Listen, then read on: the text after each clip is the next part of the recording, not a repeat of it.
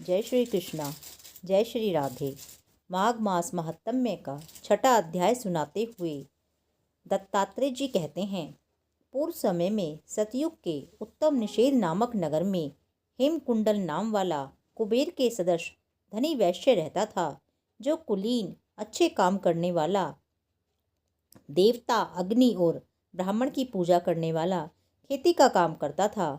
वह गो, घोड़े, भैंस आदि का पालन करता था। दूध, दही, छाछ, गोबर, घास, गुड़, चीनी आदि अनेक वस्तुएं बेचा करता था, जिससे उसने बहुत सा धन इकट्ठा कर लिया था। जब वह बूढ़ा हो गया तो मृत्यु को निकट समझकर उसने धर्म के कार्य आरंभ कर दिए। भगवान विष्णु का मंदिर बनवाया, कुआं, तालाब, बावड़ी, आम, पीपल आदि वृक्षों के सुंदर सुंदर बाग बगीचे लगवाए। सूर्योदय से सूर्यास्त तक वह दान करता। गांव के चारों तरफ जल की प्याऊ लगवाई। उसने सारे जन्म भर जितने भी पाप किए थे उनका प्रायश्चित करता था।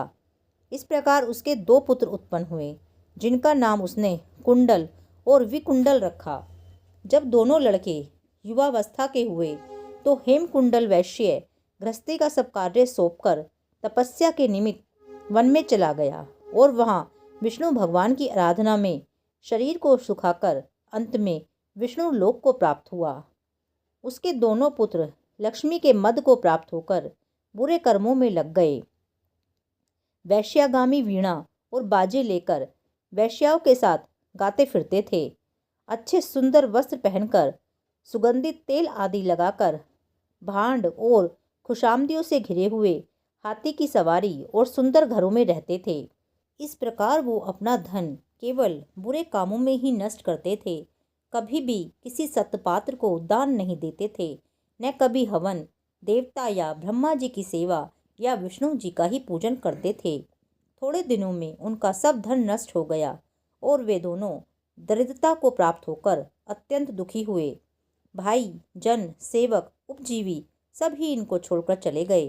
तब इन्होंने चोरी आदि करना आरंभ कर दिया और राजा के भय से नगर को छोड़कर डाकुओं के साथ वन में रहने लगे और वहां अपने तीक्ष्ण बाणों से वन के पक्षी, हिरण आदि पशु तथा हिंसक जीवों को मारकर खाने लगे। एक समय इनमें से एक पर्वत पर गया, जिसको सिंह मारकर खा गया। दूसरा वन को गया, जो काले सर्प के डसने से मर गया।